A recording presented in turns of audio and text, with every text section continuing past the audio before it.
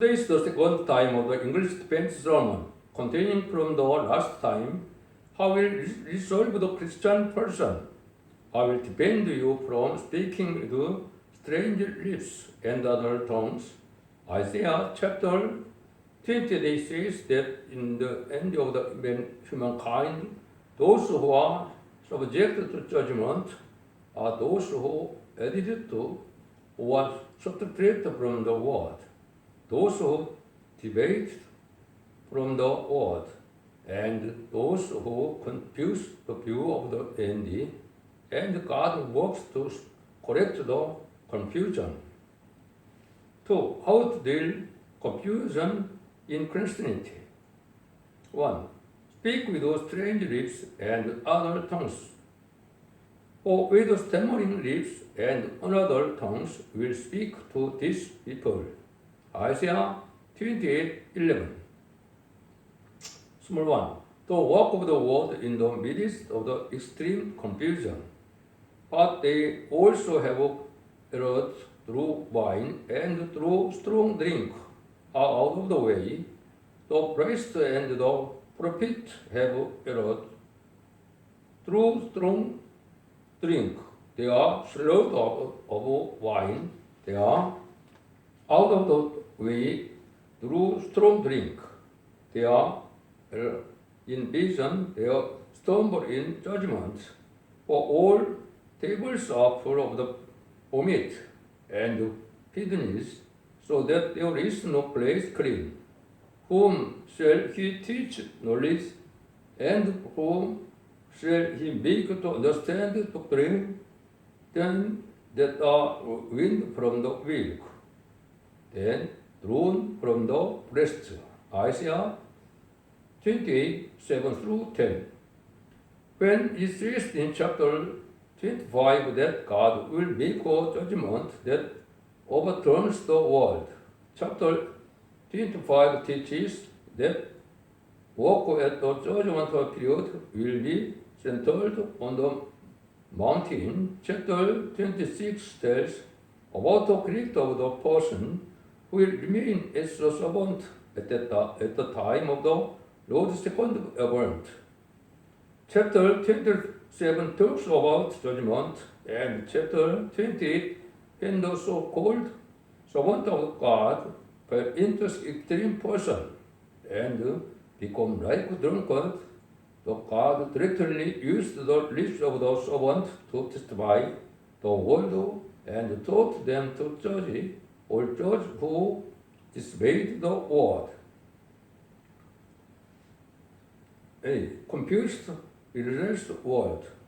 Confusion in the church exists because those in charge of the so-called clergy misinterpret God's idea that make mistake without making correct judgment. If those who stand in the pulpit do not properly testify of the word of God, they defile the holy pulpit.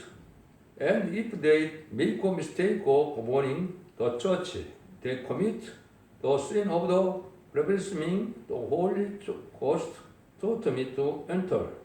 For example, this is like a person drunk with a strong drink, staggering and talking nonsense. People like this rather regard the true work of God as heresy, denying everything out of the self-existing arrogance and saying that only they are right. If a servant of God does not obey in the extremely humble position, he will automatically do things that disturb the church. 3. 2. The word of the Jehovah that gives rest to the weary, to whom he said, this is the rest wherewith you may cause the weary to rest, and this is the refreshing, yet they would not hear. Isaiah 20:12. God sees that bringing forward to his chosen people is evidence that time to give them rest has come. Isaiah 28 tells us that in the judgmental period, when we are told what is the work of what that gives us rest, that when we are extremely weary, Jehovah will speak with unfamiliar lips and different tongues, so that those who are weary will be blessed the rest. That's what you did now. You can see through the main text of what gives rest to those who are in need. All spirits are exhausted during the judgment period because church leaders drink strong wine, misunderstand others, and make mistake in judgment. When grace does not flow from the pulpit they stand on, that pulpit automatically becomes secularized, and all spirits are extremely exhausted and taught me to do. If the religious world continues in this state today, I believe it will be impossible to establish a new era in the new age. No matter how servant of God's judgment is given according to His word. God cannot stand by and judge this religious world, which is chaos and unable to correctly interpret God's word, or so-called superiors of the church are unable to find out who the true servants are. Just as the judgment council called Jesus to hear it without knowing it. I think it is a big mistake for today's church to relentlessly condemn others' heretic as a heresy. 2. The work of using the lips of God's servant. God cannot have the religious world in turmoil as this, so God Himself used the lips of strangers whom the religious world disapproves of, thereby repressing those who enter into rest. When those who are extremely tired from the religious world, they confuse the word of God, enter into rest and clearly understand the word of truth. They are extremely refreshed and can enjoy the glory of the new age. In the past, all the prophets were given the word by vision, but at the time of the Lord's second coming, God directly used the lips of the servants. So whoever chooses to hear the word, they will not taste death and will receive the blessing of rest. 3. This obedience leads to ruin, but the word of the Lord was unto that precept upon precept, precept upon precept, lips upon lip, line upon line upon the line, here a little and there a little, that they might go and fall backward, and be broken, and snared and taken. Isaiah 28:13. It is said that when God lifted up the lips of the servant, and those not obey men, they fall into further confusion, and they fall backward and are broken, snared and caught. This taught us that since we did not obey the last evidence, we would inevitably suffer damage from the enemy. It is impossible for God to judge without retelling the writings recorded by the prophets of the past. Now some people think that it is a big mistake to say the ignorance of the Bible is orthodox, or that is due to the interpretation when this person does not read the book of Isaiah, but simply writes down the words as they and reads the Bible.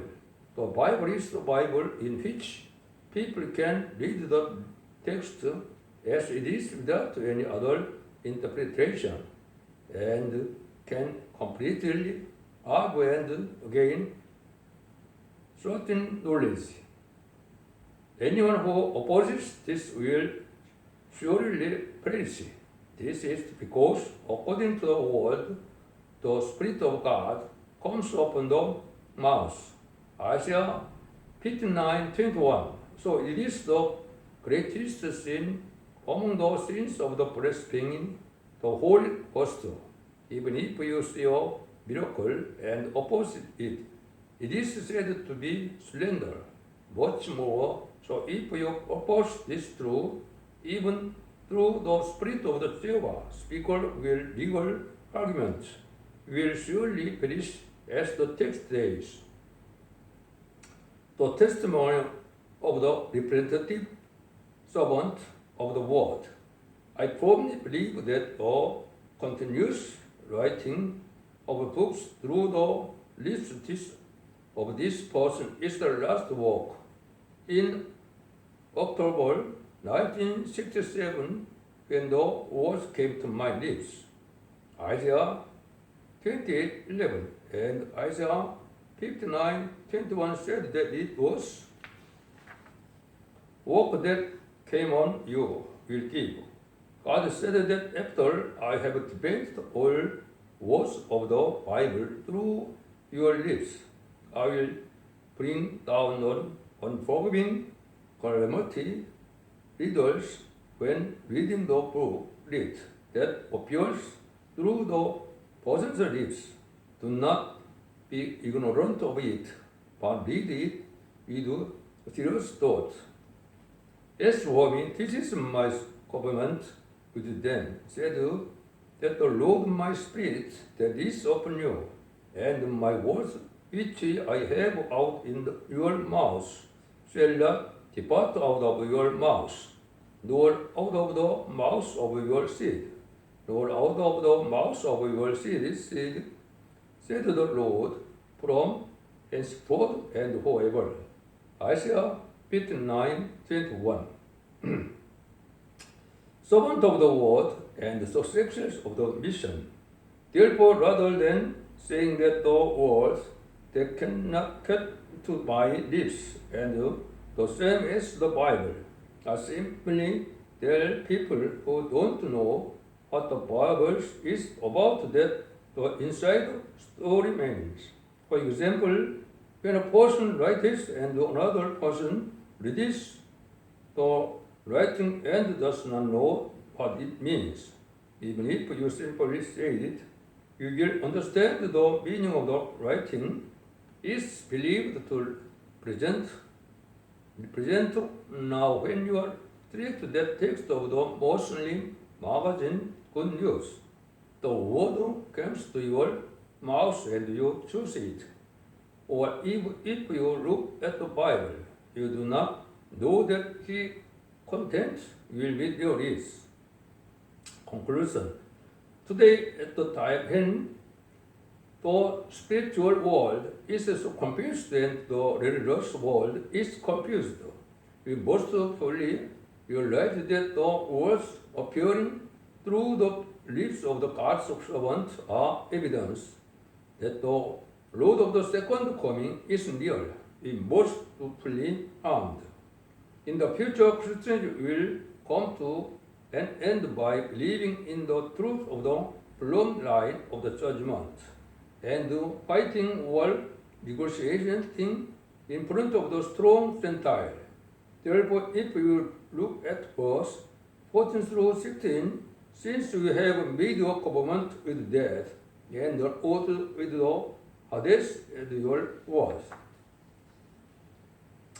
Even if our following blow prevail, they will not overtake us. Therefore, behold, says the sovereign Lord, I have laid a stone in Zion for a foundation, a tested stone, a precious and sure foundation. And whoever believes in will not be in the haste. this thought Christ, but if you want to believe in Jesus, who will appear at the cornerstone Jesus, you must never talk the face of the compromise. Therefore, you hear of the word of the Lord, you scornful men, that rule this is people which is Jerusalem, because you have said, you have made a covenant with death, and with hell are you at agreement. When the overflowing scourge shall pass through, it shall not come unto us, for we will have made lies our refuge, and under the falsehood have we had ourselves. Therefore, thus said the Lord, behold, I raise Zion for the foundation, a stone, a tried stone, a precious cornerstone, a sure foundation. He that believed shall not make haste. Isaiah 28:14-16. Oh, behold the stone that I have laid before Joshua, upon one stone shall be 7 eyes.